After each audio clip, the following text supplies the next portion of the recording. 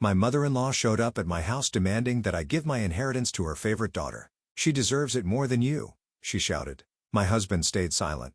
So I smiled and said, "All right, come to my office tomorrow at 9. When they arrived, they couldn't believe. Me name's Isabella. I'm 32 years old and the chief financial officer at a major company. I married Michael 5 years ago, and for a while, life felt like a dream. But everything changed after I inherited a fortune from my grandfather. He was always my hero.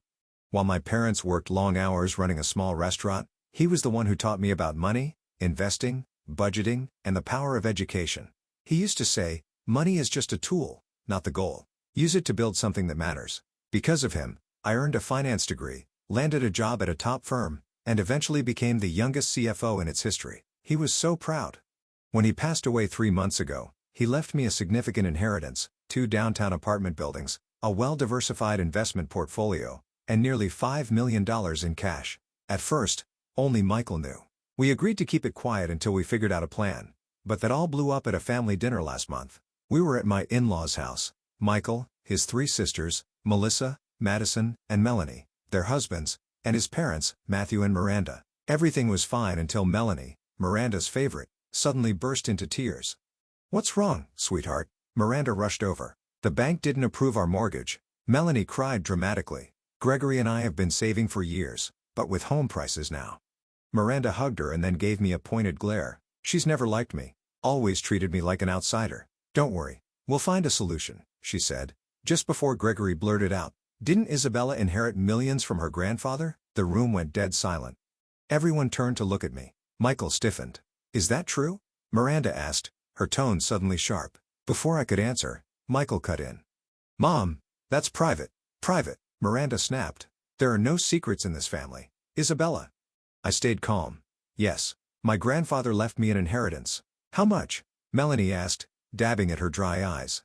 "That's not really relevant," I replied. Miranda shot up from her seat, clearly fuming. "It is relevant. Melanie needs a house and you have more than enough. That's not fair."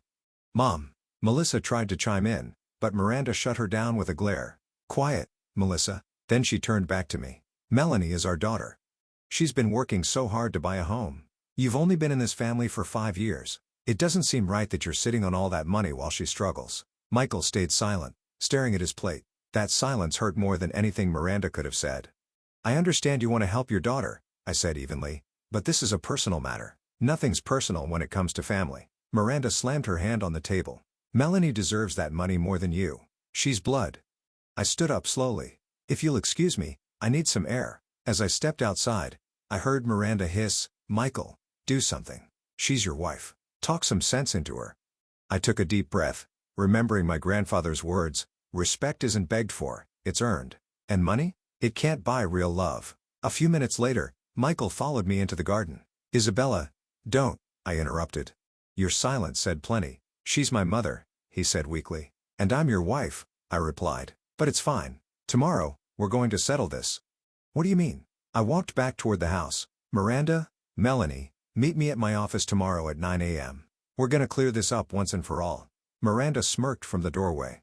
"Of course, I knew you'd come around." I smiled to myself. "Oh, Miranda, you have no idea." The next morning, I arrived early. As CFO, I have a spacious office on the 20th floor overlooking the city. Everything was ready. My assistant buzzed in. "Isabella, your husband, his mother, and Melanie are here. Send them in." Miranda walked in first, dressed like she was attending a red carpet event. Melanie followed, wearing a designer suit I was sure she couldn't afford. Michael looked uneasy. "Well," Miranda said, eyeing my office. "So this is your little job. Very nice. But Melanie could have something even better." I didn't respond. I just pressed a button on my desk. "Anna, bring in our other guests." "Other guests?" Melanie frowned. The door opened. Melissa and Madison walked in with their husbands. Then came a man in a sharp suit. Miranda's family attorney, Albert. "What's he doing here?" Miranda blanched. "I invited him," I said coolly. "Please have a seat." Once everyone was settled, I walked to the window. "Before we begin," I said, "I want to share a story." "We don't have time for stories," Miranda snapped. "We're here to talk about the inheritance." "Oh, you'll want to hear this one." 15 years ago, a man named Matthew Garcia signed a very interesting contract. My father-in-law stiffened.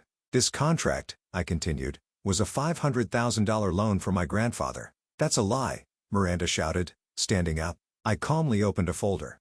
Here's the original contract signed by Matthew. It was tucked away in my grandfather's files with a note. Dad, Melanie asked, turning to him. Is this true? Matthew looked down. It was a long time ago. Exactly, I said. Back when he started his construction business. My grandfather funded it on the condition that it stayed secret. Why would you keep that from us? Madison asked. Because Miranda made him, I replied. She didn't want anyone knowing they needed help, especially not from the family of a future daughter-in-law. Miranda sank into her seat, her face pale. And there's more, I said. The contract had a clause. If the loan wasn't paid back in 10 years, my grandfather would own 40% of the company. That's ridiculous, Miranda yelled. That company is ours. Albert cleared his throat. Actually, if the contract's legit, it's enforceable. It is, I said. And guess what? Not one payment was ever made. Melissa flipped through the papers. So, you now own 40% of the family business? I smiled. Try 60%. 3 years ago, during financial trouble, Matthew quietly sold more shares to a holding company, my grandfather's holding company. The room went dead silent. I turned to Melanie. So you need a house. What happened to your trust fund? Melanie blanked. What trust fund? The one your dad set up for each daughter when the company took off. Melissa and Madison got theirs when they turned 30. I held up another document. According to these records, yours was withdrawn 2 years ago by Miranda. Melanie looked at her mother, now visibly shaking. Mom, what did you do? I just Miranda stammered. She spent it. I finished for her. On that plastic surgery clinic in Miami, the one that went bankrupt 6 months later. Melissa and Madison stared at their mother like they were seeing her for the first time. Michael finally broke the silence. How do you know all of this? I looked him straight in the eye. Because I'm damn good at what I do, Michael. When I was ambushed last night, I didn't cry. I got to work. I stayed up digging, and what I found went way deeper than I ever expected. I turned my attention back to Miranda. So, do you still think I should hand over my inheritance to Melanie? Or should we talk about how you embezzled your own daughter's trust fund? Miranda shot up from her chair, visibly shaken. I need some air. Oh, no, I said, cutting her off cold. We're not done yet. There's one more thing everyone here needs to know. She froze at the door. I pulled one last envelope from my desk. Anyone remember Paradise Gardens? I asked, locking eyes with Matthew. The biggest project your company's ever done. Matthew sank into his seat like the wind had been knocked out of him. Melissa turned to her dad.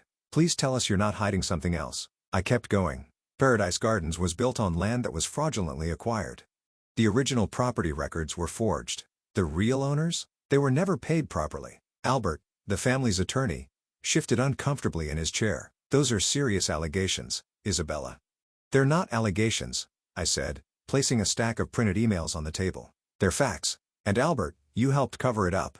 Melanie started crying again, but this time, no one reached out to console her. I bring this up because Paradise Gardens makes up 60% of the company's current revenue.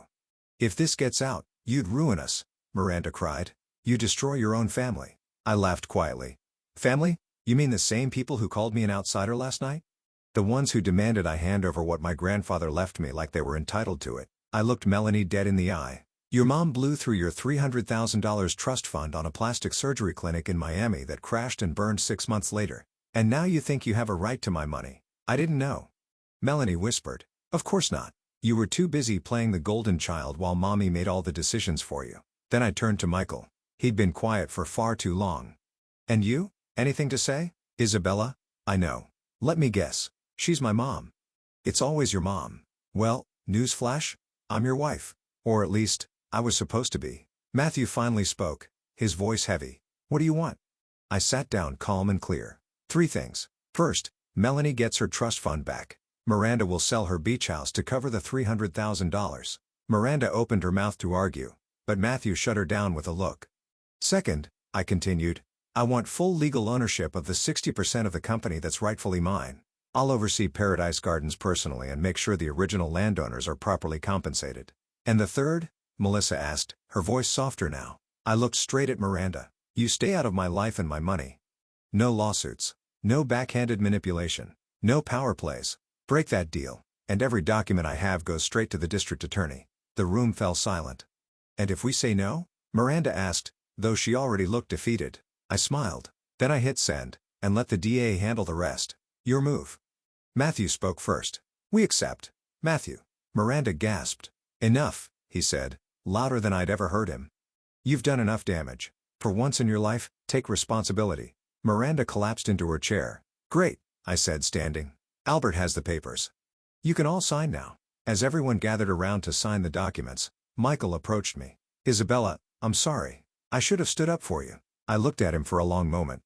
Yeah, you should have. Can you forgive me? Maybe, I said, but only if we get counseling. And only if you start acting like my husband, not just your mother's son. After the last signature, Melissa came over and hugged me. I'm sorry I didn't see what was happening sooner. I smiled. It's okay. You were always the one who treated me like family. Madison apologized too. She admitted she'd always been too scared of her mom to speak up. As the others trickled out of my office, Miranda paused at the door. You're really going to keep part of our company? No, Miranda, I said without missing a beat. I'm going to save it. The difference is I'll do it my way, not yours. That night, Michael and I sat across from each other at dinner in complete silence. Then my phone buzzed, a message scheduled months ago by my grandfather. Dear Bella, if you're reading this, then you found the papers I left you. I always knew this day would come. Remember, money is a tool, not a goal. Use it to build something meaningful, and use it to protect yourself. Stay strong. I love you. Grandpa. A tear rolled down my cheek as I smiled. He always knew. Michael looked across the table. Are we going to be okay? I took a breath. We will, if you remember that love without respect doesn't last. Loyalty has to go both ways because not every daughter-in-law gets pushed around. Some of us come prepared with proof, with power, and with the courage to fight back. Thanks for watching. If you enjoyed the story, like the video and subscribe to our channel. This is Revenge Scales, where justice always finds its way. See you next time.